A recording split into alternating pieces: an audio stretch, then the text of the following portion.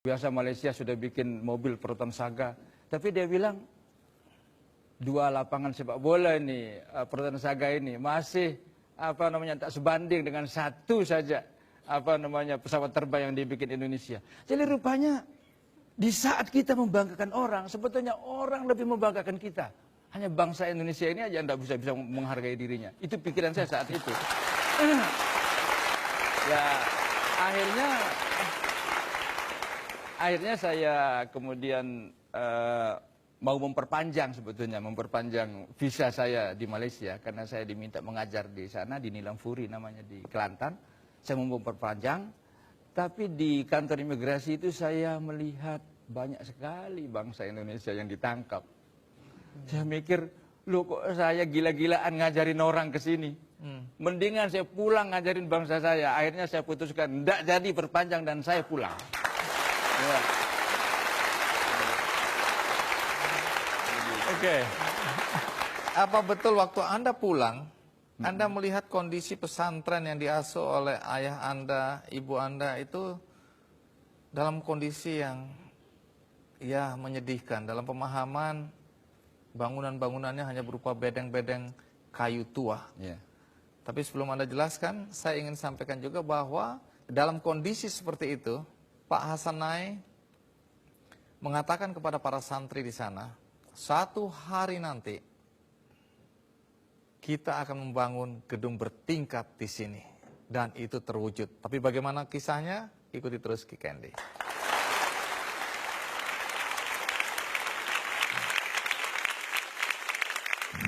Ibu saya mengatakan kalau kamu mau memberi sesuatu kepada bangsamu, bantulah agar pendidikan perempuan ini benar-benar baik. Di setiap rumah tangga ada ibu-ibu yang baik, guru-guru yang hebat. Mereka akan menghasilkan orang-orang yang hebat.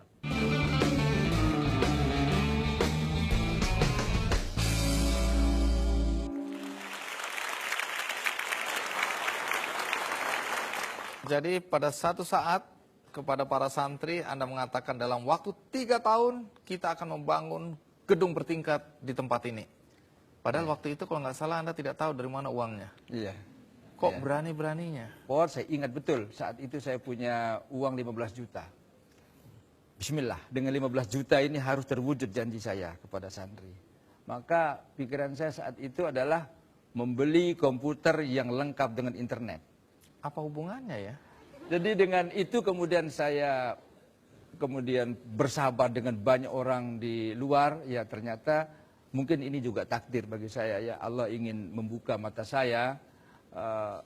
Terlalu kecil keinginan-keinginan kita ini sehingga prestasi kita pun kecil.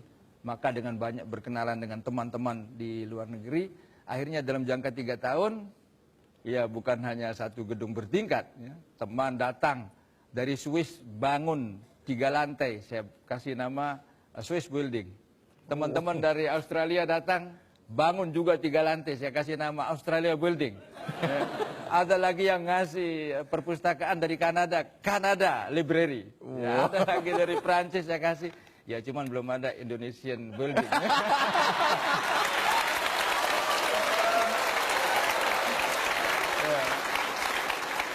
Satu hal yang juga menarik dalam perjalanan hidup Anda ketika Anda mendirikan pesantren khusus untuk santri perempuan. Dari mana Anda merasa bahwa santri-santri perempuan juga berhak untuk mendapatkan pesantren layaknya santri laki-laki? Ya. Saya mohon maaf ya. Jadi satu waktu ketika ibu saya sudah sakit ya, dia panggil saya. Dia bilang kalau kamu cinta kepada saya, tolong dirikan pondok pesantren khusus untuk perempuan. Karena inilah caranya kamu bisa memberikan sesuatu kepada bangsamu. Jadi saya paham bahwa di pesantren kita diajarkan al-ummu madrasatun, al-ummu madrasatul ula. Ibu itu adalah guru semua manusia. Tidak ada satupun manusia yang tidak berguru kepada ibu. Jadi,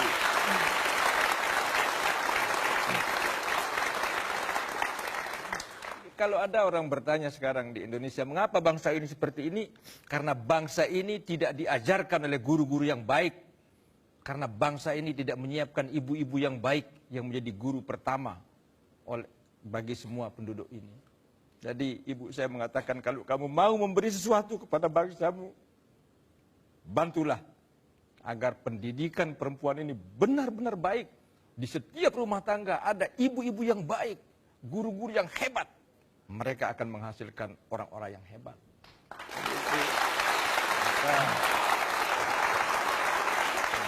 Tapi Anda juga katanya belajar dari ayah Anda bagaimana memuliakan perempuan. Apa sebenarnya yang diajarkan ayah pada Anda? Jadi ibu saya itu sebelum meninggal 15 tahun hidup dengan ayah saya dalam keadaan stroke. Mati sebelah. Jadi ibu saya dengan penuh pengertian mengatakan kepada bapak saya, ya silahkanlah Kanda kalau memang butuh, kalau memang diperlukan, saya ikhlas, saya ridho, silahkan menikah lagi karena memerlukan tempat. Tapi ayah saya mengatakan kepada ibu saya, di saat kamu sehat, saya tidak pernah berpikir seperti itu. Mengapa saya harus berpikir seperti itu di saat kamu membutuhkan saya? Saya harus buktikan bahwa kamu telah benar memilih laki-laki ini. Jadi,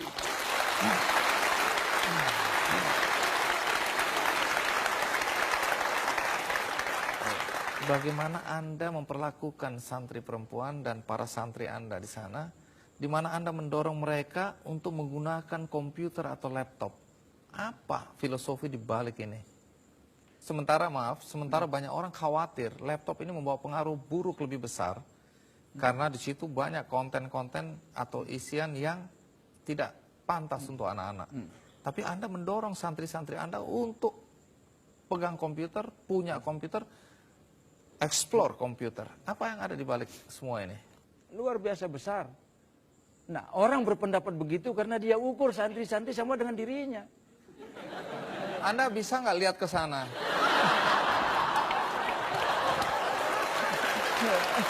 Kalau di pondok pesantren itu kita diajarkan pintu kerusakan itu adalah dari kekayaan, kemudian dari masa yang muda, dan dari kekosongan. Ini pintunya. Ya. Maka ini harus kita isi pintu ini dengan hal-hal yang baik.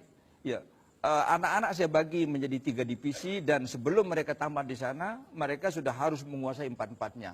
Olah kata, olah suara, olah video, dan olah gambar. Menyibukkan anak dengan ini saja, nggak akan sempat yang macam-macam itu. Nggak akan sempat. Tentu ada proteksi ya, laptop itu diserahkan jam 11 malam.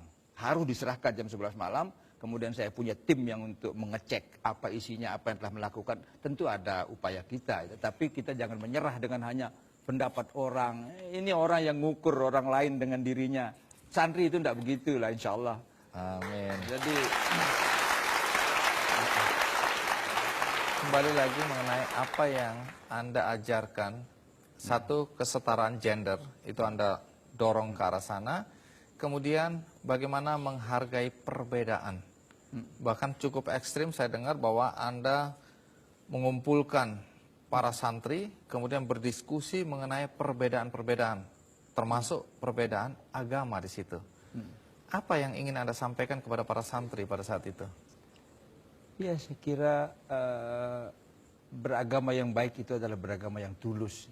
Tidak ada paksaan, tidak ada intimidasi. Tidak ada artinya kita melakukan pemaksaan. Biarkan manusia melakukan dialog dengan hikmah, dengan cara yang baik. Ya. Saya juga ketua forum kerukunan umat beragama. Ya. Saya bikin acara-acara perkemahan antar umat beragama. Silakan Anda hidup dalam dunia nyata, dalam penuh perbedaan. Anda akan belajar bagaimana cara mengatasi perbedaan yang ada. Karena Anda tidak bisa memaksakan orang untuk sama dengan Anda. Sebagaimana orang juga tidak bisa memaksakan Anda untuk sama dengan mereka. Biarkan sesuatu yang bisa kita share. Sesuatu yang tidak bisa kita share karena itu kaitan dengan keyakinan. Ya silahkan terimalah apa adanya. Dan itulah kehidupan yang nyaman sebetulnya. Tapi boleh tahu, apa mimpi Anda ke depan? Ya, saya mengajak teman-teman para pengusaha. Ini mimpi saya ya, sebelum saya mati, saya ingin membangun sebuah mall. Mall itu saya namakan mall amal. Ya, saya serahkan kepada expert, tangani dengan baik, kemudian 100% hasilnya bagikanlah kepada mereka yang membutuhkan. Itu yang saya inginkan sebelum saya mati. Baik. Pak Hasanain, terima kasih banyak ya. Semoga bermanfaat. Kami Bang Andi. banyak mendapat pelajaran berharga pada kesempatan ini. Terima kasih Anda sudah datang jauh-jauh juga untuk acara Kick Andy. Setelah novel Negeri Lima Menara sukses, kini novel tersebut difilmkan. Benarkah semangat manjada wajada ingin ditularkan melalui film ini? Dan bagaimana kisah di balik layarnya? Saya akan segera kembali. Alif ini kan orang Minang. Kamu orang apa? Papa orang Jawa, mama orang Pakistan, tapi tinggal di Medan.